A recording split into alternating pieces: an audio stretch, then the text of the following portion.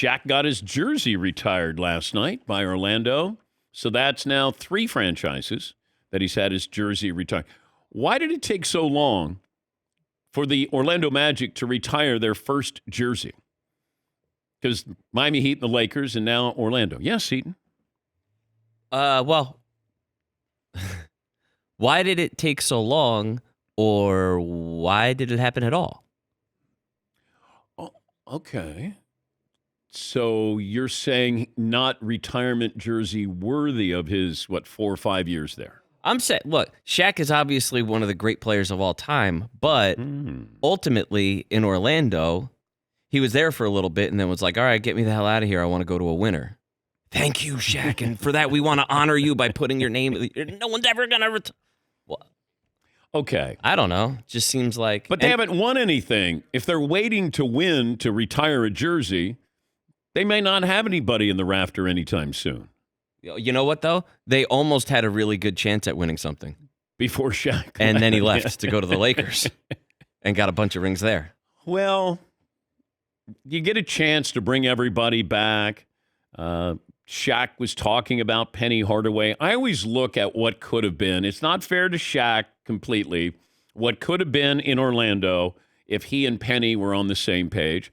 If Shaq and Kobe were on the same page. Now, they won 3. They should have won 6. I mean, but, that's where ego and jealousy gets involved. And Shaq's talked about this. Penny was he was a fascinating player. Like, he was different and wonderful. And they had that draft day trade where they drafted Weber, and then he eventually went to Golden State, and then they got Penny, rights to Penny Hardaway. And you just thought, Shaq and Penny? Yeah, Marv. Look, they're the only team to beat Michael Jordan during that 6th title run. Yeah.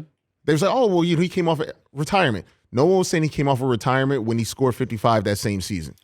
Okay, does anybody have a problem that Shaq's jersey is retired by Orlando? What was it, 4 years that he spent there? Correct. Okay. 96? Paulie? I don't have a problem, but I really see what Seton's saying. 4 years, no titles. You also have to shoehorn how Orlando became relevant really fast with Shaq. Really competitive really fast with Shaq. That is not a title, but I would say for that franchise, it's okay. For a normal franchise, he didn't do enough Okay, there. let's say Shaq doesn't win a title when he leaves Orlando. Does he still get his jersey? Like, he became so famous. He's so famous now. Is Orlando capitalizing on that now? Like, I don't know why you're waiting now, unless Shaq said, I don't want it now. Yeah, Seton. If Shaq won a title, and hell yeah, absolutely. If Shaq never won a title but stayed his whole career there and gave his whole career to the play, absolutely, no doubt. Okay. I'm not upset about it or anything. I just didn't really understand why. Other than he went on to become tremendously successful and very famous and one of the best players of all time. And he started here, so that's kind of cool. Okay, I guess. Yeah, I wouldn't say why. I would say, why did it take so long? Yeah, Marv. I think it would have been a little bit different if he became a great player when he left Orlando. But he was already a top-level player when he was in Orlando. Dwight Howard get his jersey retired? Absolutely. Oh, well, you know what? I think it's a little bit different because he asked for a trade. Shaq was a free agent, so Shaq was free to leave. I think that's a big thing. Like Kyrie Irving in Cleveland, you asked to leave. Yeah. So if they don't retire it, I'm all right with that. But Shaq was a free agent, and Shaq got them to the finals. So you don't think Dwight Howard, that they might? I think he should, but if they don't, because they're still upset about him asking for a trade and asking out, I can understand that. Yes, Todd. If you're a team that doesn't, pun intended, have a lot to hang their hat on as far as their accomplishments in their world, it kind of looks cool, even if he doesn't fully deserve it in some people's eyes, to have a Shaquille O'Neal Orlando Magic jersey hanging forever in the rafters. Yeah, I got to factor that in. You're not winning a championship anytime soon, and you get a chance to celebrate. Shaq comes back. Penny's there. It was great seeing Penny there. Here is Shaq talking about his running mate. Penny Hardaway, get up here. You told a lie in your speech. You said that you wouldn't have been you if it wasn't for me. I could say the same thing, brother. I owe you everything. I appreciate you very much, and I wouldn't be here without you. So stay up here, because even though you guys are celebrating me, this is definitely our night, and I want you guys to celebrate this night with me.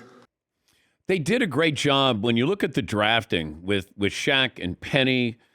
Nick Anderson was great. Horace Grant. I mean, they had some really good. Pat Williams was the GM, I think, at the time. Yeah, Paulie. The first 5 drafts of the Orlando Magic, starting in '89, Nick Anderson out of Illinois, very good player. Dennis Scott out of Georgia Tech, who had, I would say, a good to very good career, especially with them. He was really at his peak. Then they went with Bison Daly, who didn't stay there too long, but would end up being a good player. Then they got Shaq, and then they stumbled into that number 1 pick, which was Weber, which was traded for Penny Hardaway. Those are their first 5 drafts. Yeah. Yikes. I mean, you built a franchise. You built a winner right there. Yeah. If Penny had stayed healthy, gosh, he was such an unbelievable player. You know, you watched him and you're like, God, he's different. He is different. Yeah, Marv. They are the perfect example of they'll be back. When they lost in 95, yeah, or the Thunder, when they had Kevin Durant and those guys, they're young. They'll be back. Yeah. And they never got back. That's why I always say, don't ever say they'll be back. You don't know if they'll be back. Yes, Eden. Shaq and Penny is like the one that got away.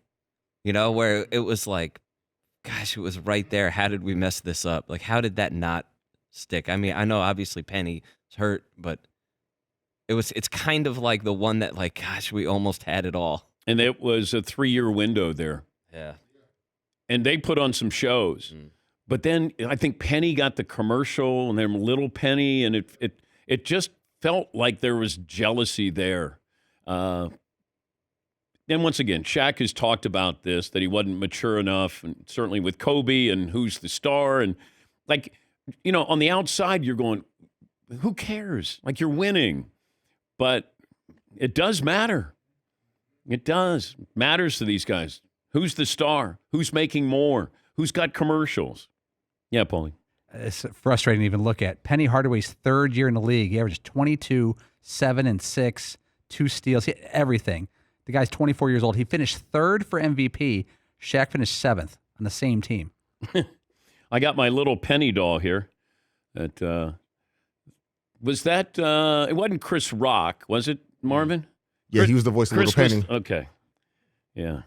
I don't know if it does anything. You can't guard me. The Secret Service can't guard me. That was one of the lines. Yeah, maybe. Oh, there you go.